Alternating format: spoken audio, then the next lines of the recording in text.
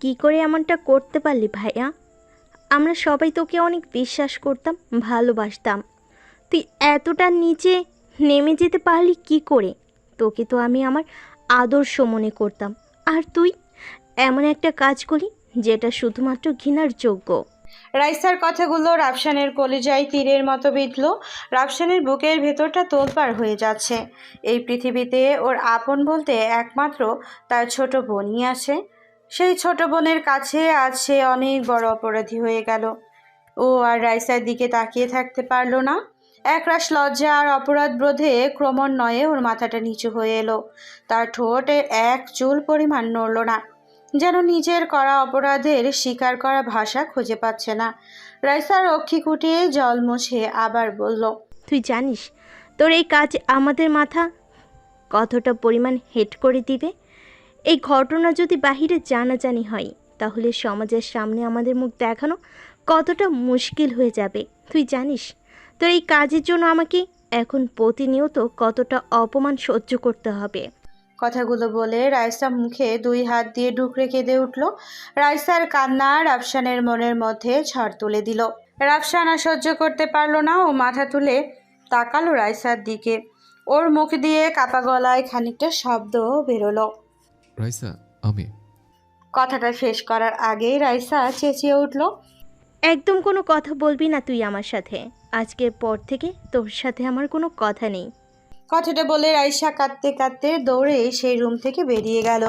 মেহনাজ লুবনার দিকে চোখ ইশারা করলো। লুবনাও রাইসার পেছনে পেছনে বেরিয়ে গেল। রাফসান রাইসার নাম ধরে অনবরত চিৎকার করতে লাগলো। ও চিৎকারে বাহিরে দাঁড়িয়ে থাকা কনস্টেবল শ্রেণীটি ভেতরে দৌড়ে এলো। সে কপালে বিরক্তিকর ভাঁজ ফেলে তাকালো রাফসানের দিকে। এইভাবে চিৎকার করছেন কেন? এটা জেলখানা, আপনার বাড়ি না। চুপচাপ বসে থাকুন। আর যদি বেশি গোলমাল করেন তাহলে আপনাকে একেবারে ছেলে নিয়ে যেতে বাধ্য হব। শ্রেণীটি কথাগুলো বলে সেই স্থান ত্যাগ করলো।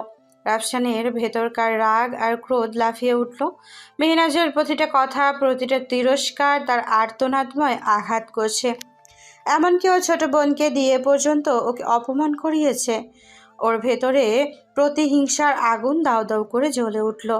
হাত দুটো মুষ্টিবদ্ধ হয়ে এলো। ওর চোখ দুটো লাল হয়ে উঠল। মুঠো করে থাকা হাত দুটো থরথর করে কাঁপছে। হাতের রগগুলো স্পষ্ট বোঝা যাচ্ছে। সে মাথা ধপ করে শির তুলল। সজোরে এক ঘুষি মারল চেয়ারের হাতলে। তার তীক্ষ্ণ কণ্ঠে রাগ ঝরে পড়ল। মেয়েরা শিকদার, তুই আমাকে আজ যেখানে নামিয়েছিস সেখান থেকে আমি ফিরবো এমনভাবে যে তুই আমাকে চিনতেও পারবি না। তোর প্রতিটা অপমান, প্রতিটা কথা আমি মনে রাখবো। তুই আমাকে যা দিয়েছিস তার চেয়ে 1000 গুণ বেশি আমি তোকে ফিরিয়ে দেব। মেহনাজ ঠান্ডা গলায় হাসল। তার ঠোঁটের কোণে বিদ্রুপের ছাপ স্পষ্ট। রাফসান মির্জা, তোর এই রাগ আর অহংকারই তোকে শেষ করেছে। তুই যা করেছিস তার জন্য এই সাজাটাই তোর প্রাপ্য। তোর বড় বড় কথা আমি অনেক শুনেছি, কিন্তু মনে রাখিস তোর জন্য আমার কোনো ভয় নেই। তুই যাই করিস, তুই তুহিন আর আমাকে কখনোই আলাদা করতে পারবি না, কারণ আগামীকালকে তুহিন আর আমার বিয়ে। মেহনাজের বলা শেষ কথাটা রাফসানের বুকের ভেতর এক তীব্র ঝড় তুলে দিল। ওর মনের মধ্যে যেন এক একটা বজ্রপাত পড়ছিল। মেহনাজের কথাটা তার হৃৎপিণ্ডের তীব্র আঘাত করছে। তুহিন আর মেহনাজের বিয়ে কথাটা ওকে শ্বাসরুদ্ধ করে ফেলেছে। ওর চোখের আগের জায়গায় এখন বেদনা আর হতাশার সুনামি আছড়ে পড়ছে। রাফসান সজোরে খামচে ধরল ওর সামনের চুলগুলো। মুখে কোনো কথা না বলে ও তির্যক দৃষ্টি মেহনাজের দিকে তাকিয়ে আছে। তার চোখে ক্ষোভ আর ক্রোধের আগুন জ্বলছে। রাফসান আহত কণ্ঠে ছোট করে আওড়ালো, বিয়ে মানে? তুহিন মেহনাজকে একপাশ থেকে জড়িয়ে ধরল। কটাক্ষের দৃষ্টিতে তাকালো রাফসানের দিকে। বিয়ে আমার আর নাজুর আগামীকালকে। ফাইনালি আমাদের ভালোবাসার জয় হতে চলেছে। তুহিন মেহনাজকে জড়িয়ে ধরে দেখে রাফসানের বুকের ভেতর তুষের আগুন জ্বলছে। কেউ যেন হৃৎপিণ্ড ধরে সজোরে একটা টান মারল। ওর এই মুহূর্তে ইচ্ছে করছে তুহিনের মাথায় একটা শুট করে ওকে এখানেই মেরে ফেলতে। রাফসান রাগে গজগজ করছে। মেহনাজ ওর জিন্স প্যান্টের পকেট থেকে একটা ইনভিটেশন কার্ড বের করে রাফসানের সামনে রাখলো। রাফসান নির্লিপ্ত দৃষ্টিতে কার্ডটার দিকে তাকিয়ে আছে। মেহনাজ কিঞ্চিত হেসে বলল, আমার আর তুহিনের বিয়ের কার্ড। সকালে আমাদের গায়ে হলুদ আর বিকেলে বিয়ে। মেহনাজের কথাটা যেন প্রচণ্ড জোরে এক ধাক্কা দিল ওর অন্তরিক্ষে। এটা কিছুতেই যেন রাফসান মেনে নিতে পারছে না। ও সুপ্ত দৃষ্টিতে তাকালো মেহনাজের দিকে। কি? মেহনাজ জোরে মাথা নাড়ালো। আপনাকে দাওয়াত দেওয়ার দরকার ছিল তাই দিলাম, কিন্তু আপনি আসবেন কি করে? আপনি তো এখন জেলে। যাকে, তাতে আমার কি? আমার জানানোর দরকার ছিল, আমি জানালাম। এখন আপনার দুর্ভাগ্য, আপনি আসতে পারবেন না। বাই দ্য ওয়ে, এখন আমরা আসি। ওকে, বাই। ওরা সবাই একে একে ওইখান থেকে বের হয়ে গেল। রাফসান মলিন দৃষ্টিতে তাকিয়ে আছে মেহনাজের যাওয়ার পানির দিকে। রাফসান প্রচণ্ড ক্ষোভে টেবিলে জোরে একটা খুশি মারল। খচখচে কণ্ঠে আওড়ালো। না, এ হতে পারে না, কিছুতেই হতে পারে না। আমার খাঁচের পাখি অন্য খাঁচে ধরা দিতে পারে না।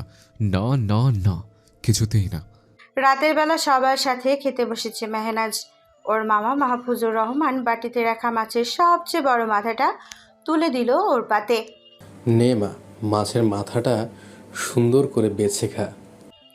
সঙ্গে সঙ্গে ওর মামি শাহানা বেগম মুখ ভেঙচে ফোড়ন কাটলেন।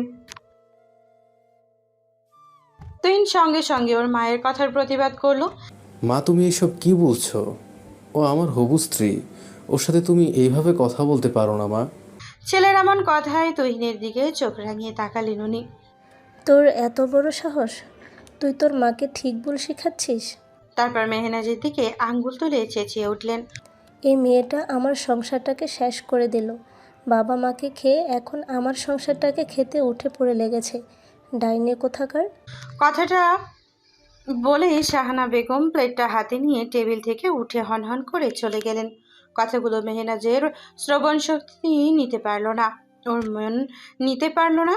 সঙ্গে সঙ্গে ওর চোখে এক প্রস্থ জল এসে ভিড় করলো। চোখ থেকে পানি গড়িয়ে পড়ার আগেই তা সন্তর্পণে মুছে নিল। প্লেট থেকে মাছের মাথাটা উঠিয়ে রাখতে যাবে, তৎক্ষণাৎ মাহফুজুর রহমান বাদ সাধল। মেহনাজ ভাঙা কণ্ঠে শুধালো। এই মাছের মাথা আমার গলা দিয়ে নামবে না মামা। মাহফুজুর রহমান পরম মমতায় ওর মাথায় হাত বুলিয়ে দিলেন। মামি তো তোর মায়ের মতো, রাগ করে না হয় দুটো কথা বলেছে, তাই বলে তোর এই মামাটাকে এভাবে কষ্ট দিবি? তুই এই মাছের মাথাটা না খেলে আমি রাতে কিছুই খাবো না। তুহিন ওর বাবার সাথে তাল মিলালো। আমিও খাবো না। মাহফুজুর রহমান মাছের মাথাটা ভেঙে মেহনাজের মুখের কাছে ধরলেন। পিতা সমতুল্য মামার আদরের কাছে ওর কষ্ট আর অভিমান হার মানল। ছোট্ট একটা হা করে মামার হাতের খাবারটা মুখে নিল। মাহফুজুর রহমানের মুখে প্রশান্তির হাসি ফুটে উঠল।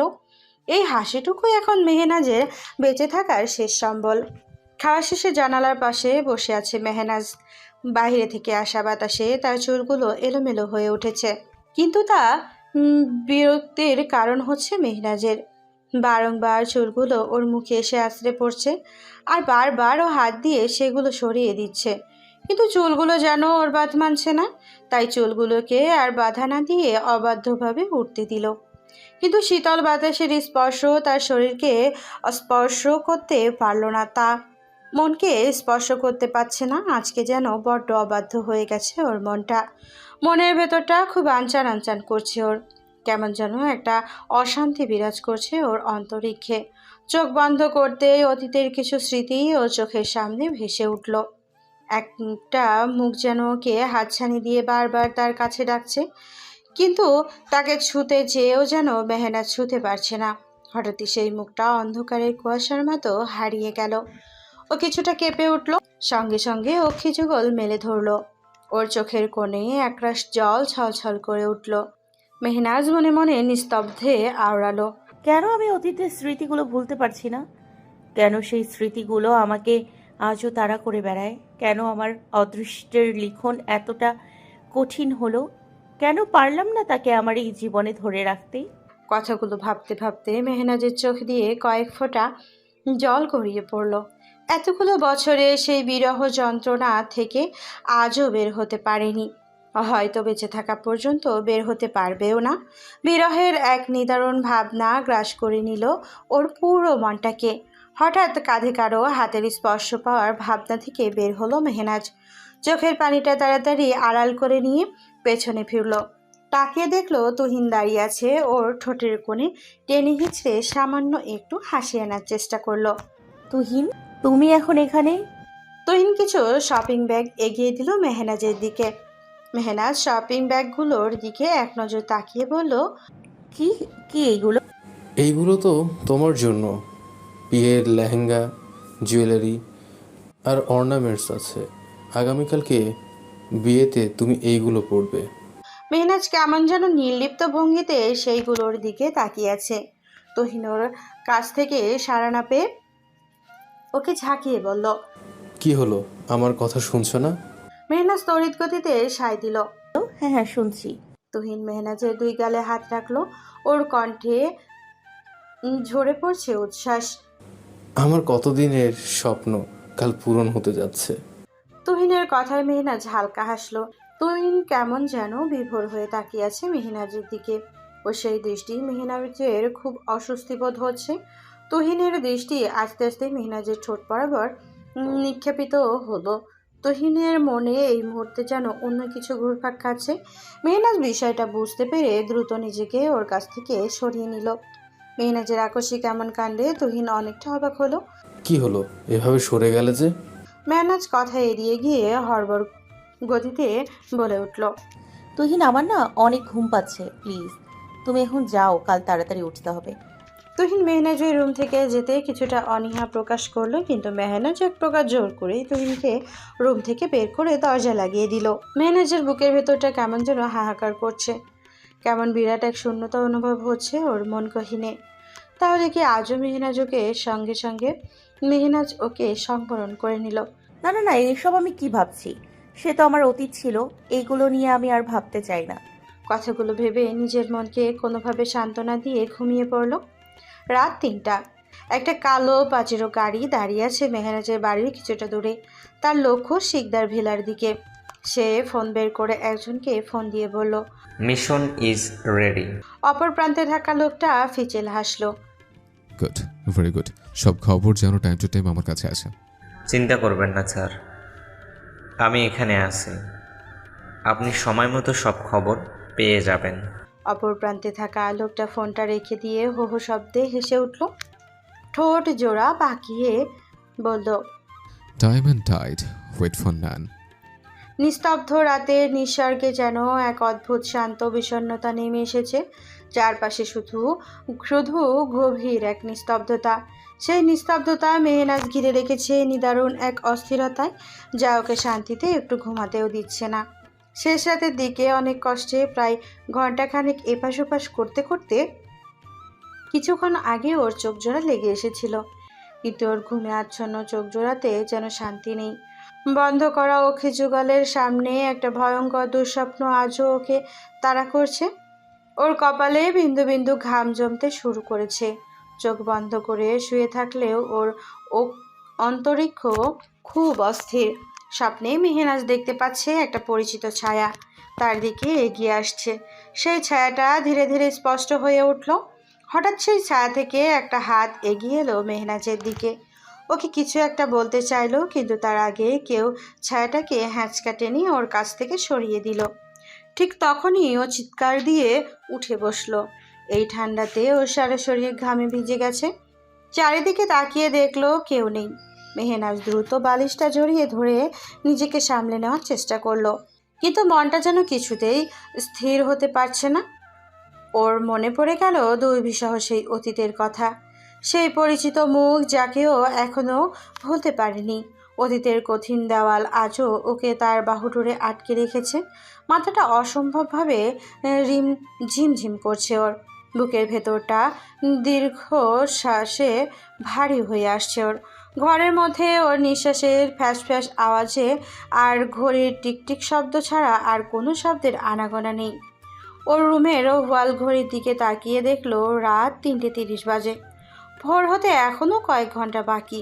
প্রতিদিন রাতে এই আধার কেটে ভোর আসে, কিন্তু ওর জীবনে দুর্বিষহ অতীতের আধার আজও পর্যন্ত কাটলো না। হয়তো এই জীবনে আর কোনোদিনও এই আধার কাটবে না। কাল ওর নতুন জীবনের শুরু হবে। পরিবর্তন হয়ে যাবে ওর বর্তমান আর ভবিষ্যৎ, কিন্তু ওর অতীত একই রয়ে যাবে, যা পরিবর্তন করার ক্ষমতা ওর নেই। কষ্ট, যন্ত্রণা আর বিরহ, এই তিনটার সংমিশ্রণেই ওর ভাগ্যর লিখন। কথাগুলো ভাবতে ভাবতে কম্বলটা গায়ে জড়িয়ে নিয়ে গুটিসুটি মেরে শুয়ে পড়ল। রাত 4টা। রাতের আকাশে চাঁদটার আলো যেন বিষাদের রং মেখে নেমে এসেছে।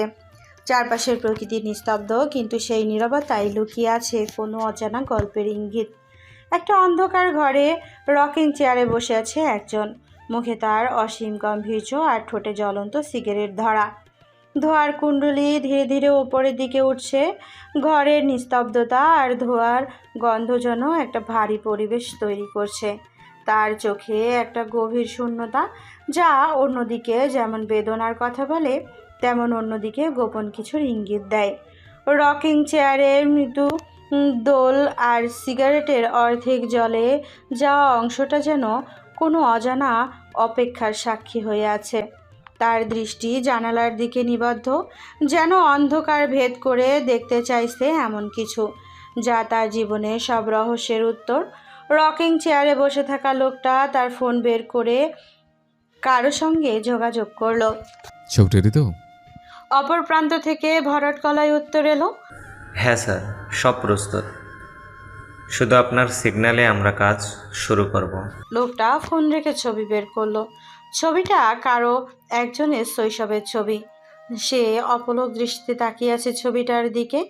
লোকটার চোখে জড়িয়ে আছে রাগ আর ক্রোধের এক অদ্ভুত সংমিশ্রণ। সেই ছবিটাতে আলতো করে হাত বুলালো।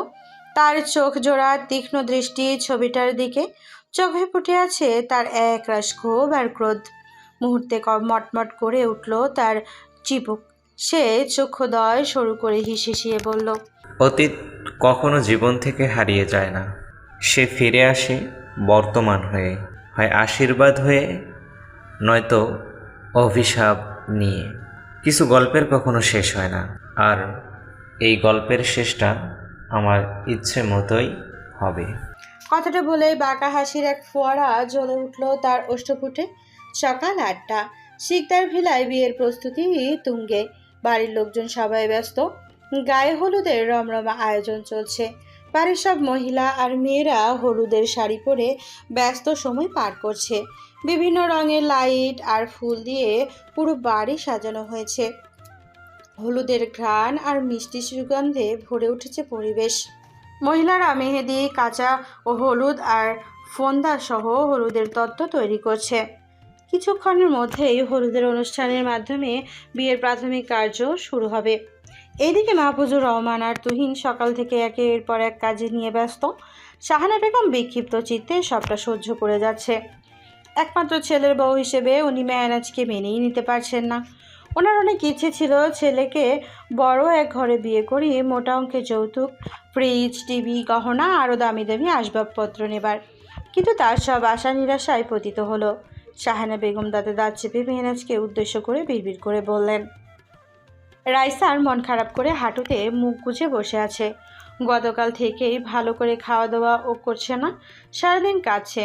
ওর মা অনেকবার ওকে জিজ্ঞেস করেছে কি হয়েছে, কিন্তু ওর বারবার ওর মায়ের কথা এড়িয়ে গেছে। কিন্তু মায়ের কথা এড়িয়ে গেলেও নিজের মনকে কি করে এড়াবে সে? তার যে ভাইয়ের কথা খুব মনে পড়ছে। ওর ভাইয়ের সাথে কাটানো মধুর স্মৃতিগুলো বারবার ওর চোখের সামনে ভেসে উঠেছে। যে ভাইয়ের বুকে কত রাত মাথা দিয়ে ঘুমিয়ে রাত পার করেছিল, সেই ভাইয়ের বুকে আজ সে ঘৃণার তীক্ষ্ণ তীর ছুঁড়ে মেরেছে। কথাটা ভাবতেই তার বুকের ভেতরটা হু হু করে উঠল। চোখে বেয়ে অশ্রুধারা স্রোতের বেগে গড়িয়ে পড়ল। এক অভ্যন্তরীণ বিষাদের যুদ্ধ চলছিল ওর অন্তরিক্ষে। হঠাৎ মাথায় কারো হাতের স্পর্শ অনুভব করলো। রাইসার সঙ্গে সঙ্গে নিজেকে স্বাভাবিক করে নিল। মাথা নিচু করে দ্রুত গতিতে হাতের উল্টো পিঠে আখি চুকুলের পানিটা মুছে নিল। মাথা তুলে দেখলো তার বাবা আফতাব মির্জা দাঁড়িয়ে আছেন। আফতাব মির্জা খাটের এক কোনায় বসলেন। মেয়ের দিকে তাকিয়ে বললেন, কি হয়েছে আমার রাইসা মায়ের? রাইসা ওর বাবাকে কিছু বুঝতে দিতে নারাজ। ঠোঁটের কোণে টেনে হিচড়ে খানিকটা হাসি আনার চেষ্টা করলো। কিছু হয়নি তো বাবাই? আফতাব মির্জা মেয়ের মুখের দিকে তাকিয়ে আছেন। চোখের চশমাটা খুলে নিয়ে সুপ্ত কণ্ঠে বললেন, বাবার চোখে ফাঁকি দিবি না মা, ভাইয়ের জন্য মন খারাপ লাগছে বুঝি? রাইসা কিছু বলছে না, মাথা নিচু করে বসে আছে। আফতাব মির্জা এক হাতে রাইসাকে কাছে টেনে নিলেন। চিন্তা করিস না মা, তোর ভাই খুব দ্রুত ফিরে আসবে, সব কিছু ঠিক হয়ে যাবে। রাইসা আনন্দে ফ্যাট ফ্যাট করে কেঁদে উঠল। সত্যি বলছি বাবাই, ভাইয়া ফিরে আসবে? আফতাব মির্জা জোরে মাথা নাড়লেন। আমি কি আমার মাকে মিথ্যা বলতে পারি? রাইসা ছোটবেলার মতো বাবার গালে ভালোবাসার চুমু দিয়ে ওর বাবাকে জড়িয়ে ধরলো। তুমি আমার পৃথিবীর বেস্ট বাবা। I love you, I love you, I love you বাবাই। মেয়ের এমন খুশিতে ওনার চোখে পানি এসে ভিড় করলো। উনি পরম মমতায় মেয়ের মাথায় হাত বুলিয়ে দিলেন। মনে মনে বললেন, কবে যে তোর মতো আমার ছেলেটাও আমাকে এইভাবে জড়িয়ে ধরে বাবা বলে ডাকবে। আমি যে ওর মুখে বাবা ডাকটা শোনার জন্য অধীর আগ্রহে অপেক্ষা করছি। জানি না আমার সেই অপেক্ষার অবসান কবে ঘটবে। ওদের বাবা আর মেয়ের স্নেহমাখা দৃশ্য দরজার সামনে থেকে দাঁড়িয়ে দাঁড়িয়ে দেখছেন ওনার সহধর্মিণী দিলরুবা বেগম। খুশিতে ওনার চোখের পানি এসে গেল। উনি আলতো করে চোখের পানি মুছে দিলেন, স্ফূর্ত চিত্তে আওড়ালেন।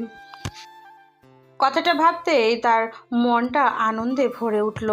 কিন্তু হঠাৎ তার মনের মধ্যে বিষাদের ছায়া সে উপস্থিত হলো। ওনার মনে অনেক বড় চাওয়া আজ পর্যন্ত পূরণ হলো না। কবে যে তার ছেলে সবটা মেনে নিতে পারবে তা তার একদমই অজানা। সকাল 10টা। মেহনাজ নিজের ঘরে আয়নার সামনে বসে আছে। ওকে হলুদের অনুষ্ঠানের জন্য বিশেষভাবে সাজানো হয়েছে। ওর গায়ে পরানো হয়েছে হলুদ রঙের জামদানি শাড়ি, যা সোনালি জরির নকশায় জ্বলজ্বল করছে। শাড়ির সাথে মানানসই করে ওর হাতে কাঁচা ফুলের চুড়ি, কানের বড় দুল, গলার মালা, মাথার ফুলের টিকলি পরানো হয়েছে। ওর চুলগুলোকে ফুলের মালা দিয়ে সজ্জিত করা হয়েছে, আর কপালে সুন্দর একটা টিপ। হলুদের সাজে ওকে অনেক মোহনীয় করে তুলেছে। মেহনাজের চোখের গভীরে আনন্দের ছিটে ফোটাও নেই। আয়নার সামনে বসে ও একবার নিজের দিকে তাকাচ্ছে, আবার চোখ নামিয়ে নিচ্ছে। ওর মন বারবার বলছে এই সাজ, এই আনন্দ যেন তার জন্য নয়। ওর চোখ জোড়ায় একরাশ শূন্যতা আর হৃদয়ের গভীরে একটা অব্যক্ত অভিমান, একটা দুঃসহ কষ্ট ওকে ক্রমাগত গ্রাস করছে। ওর ভেতরটা জ্বলে যাচ্ছে, কিন্তু সেই আগুনের তাপ কাউকে বোঝানোর মতো শক্তি ওর নেই। ওর ড্রেসিং টেবিলের ড্রয়ার খুলে হাত বাড়িয়ে ধীরে ধীরে পুরনো ছবি বের করলো। ছবিটার দিকে তাকানোর সাথে সাথে ওর ভেতরের সমস্ত ক্ষোভ, কষ্ট আর অভিমান যেন উথলে উঠল। ছবিটা ওর হাতে ধরা, কিন্তু মনে হচ্ছে যেন ওর হৃদয়ের গভীরে এতটাই হাতের মুঠোয় ধরে আছে। ছবির প্রতিটি ফ্রেম ওকে স্মরণ করিয়ে দিচ্ছে এক বিষাক্ত অতীতের কথা। মেহনাজের ঠোঁটের কোণে বিষাদ মাখা ফিসফিসানি আওয়াজে বেরিয়ে এলো। সব কিছু মিথ্যে, সবাই ফাঁকি দেয়। ফিসফিসানি আওয়াজ বেরিয়ে এলো। ওর চোখ থেকে কয়েক ফোঁটা জল গড়িয়ে পড়লো ছবিটার ওপর। সেই জল যেন ওর ভেতরে চাপা অভিমান আর দুঃখকে ছবির সাথে মিশিয়ে দিল। ওর মন বলছে, বারবার একটা কথাই বলছে, কেন কেন আমাকে এতটা একা করে দিয়ে চলে গেলে? আমি কি এতটাই অপ্রয়োজনীয় ছিলাম? ওর অক্ষি যুগল দিয়ে গল গল করে অশ্রু ধারা প্রবাহিত হচ্ছে। কষ্টের সাথে সাথে ওর ভেতরে জমে থাকা রাগগুলো যেন ধীরে ধীরে জাগছে। ওর ছবিটা শক্ত করে চেপে ধরলো, যেন ওর সমস্ত দুঃখ আর রাগ ছবিটার দিকে ছুঁড়ে মারতে চায়। হঠাৎ দরজায় কড়া নাড়ার শব্দ এলো। সে কিছুটা চমকে উঠল। হাতের ছবিটা দ্রুত যথাস্থানে রেখে ড্রয়ারে তালা মেরে দিল। এক মুহূর্ত থমকে দাঁড়িয়ে সে নিজেকে শান্ত করার চেষ্টা করলো। একটু বিরতি নিয়ে শ্বাস টেনে ও দ্রুত দরজার দিকে এগোলো। দরজা খুলতেই দাঁড়িয়ে থাকা কাউকে দেখে ও চমকে উঠল। দরজা খুলতে মেহনাজ একদম চমকে গেল। ওর সামনে কালো পোশাক পরিহিত 4 জন লোক দাঁড়িয়ে আছে। 2 জন পুরুষ আর 2 জন মহিলা। ওদের মুখে গাম্ভীর্য আর চোখে দৃঢ়তা। তাদের কাউকেই সে চেনে না। ওর চোখ মুখে জড়িয়ে আছে একরাশ বিস্ময়। আচমকা ওদের মধ্যে থাকা মীরা নামের একটা মেয়ের সামনে এগিয়ে এসে মেহনাজের হাত শক্ত করে চেপে ধরল। আকস্মিক এমন ঘটনায় মেহনাজ একদম ভরকে গেল। ওর মনে এক অজানা ভয়ের সঞ্চার হওয়া শুরু করলো। মেহনাজ দ্রুত গতিতে ধাক্কা দিয়ে নিজের হাত সরিয়ে নিল। কিছুটা পিছিয়ে গিয়ে গলা শক্ত করে বলল, কারা আপনারা? এই বাড়ির ভেতর ঢুকলেন কিভাবে? আর এটা কেমন ধরনের ব্যবহার? বলা নেই, কওয়া নেই, হুট করে হাত ধরে টানাটানি করছেন? ওর প্রতিবাদ দেখে ওদের মধ্যে থাকা ফয়সাল নামের একজন ইশারা করতে বাকি তিনজন দ্রুত মেহনাজকে ঘিরে ধরল। মীরা আর সুমি ওর হাত ধরে টানাটানি শুরু করলো। মেহনাজ নিজেকে সারিয়ে নেওয়ার চেষ্টায় আপ্রাণ করলো, কিন্তু ওদের শক্তির কাছে সে দুর্বল হয়ে পড়েছিল। মেহনাজ ওদের সাথে আর না পেরে চিৎকার করে উঠল।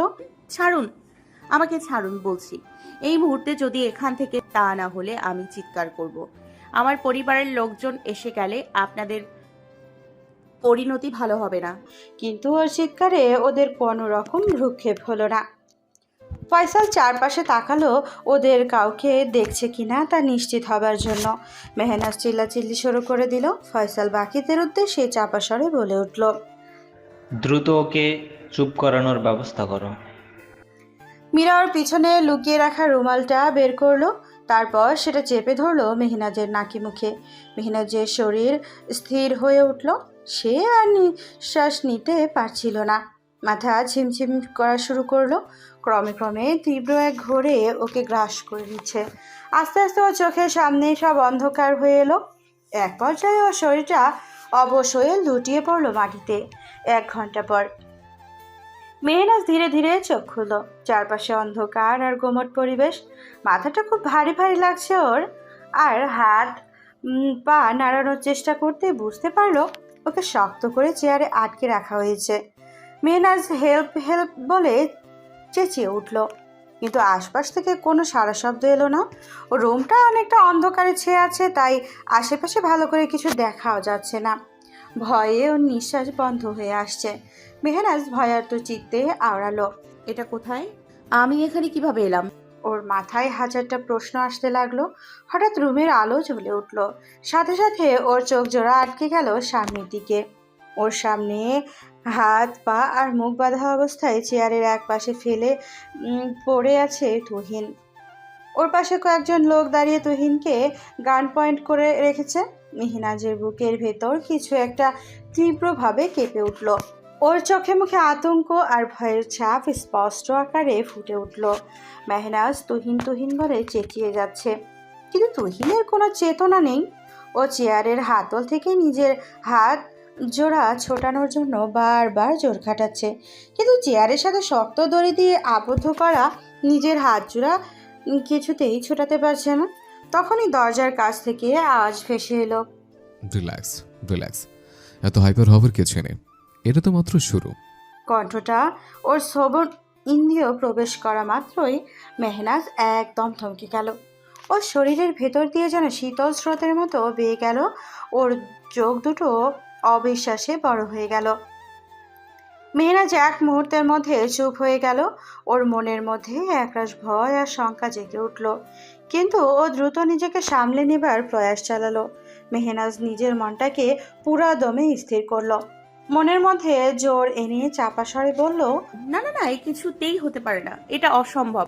লোকটা দরজার দিকে থেকে খুটখুট পায়ে শব্দ করে মেহনাজের সামনে এসে দাঁড়ালো। মেহনাজ চোখ তুলে তাকালো তার দিকে।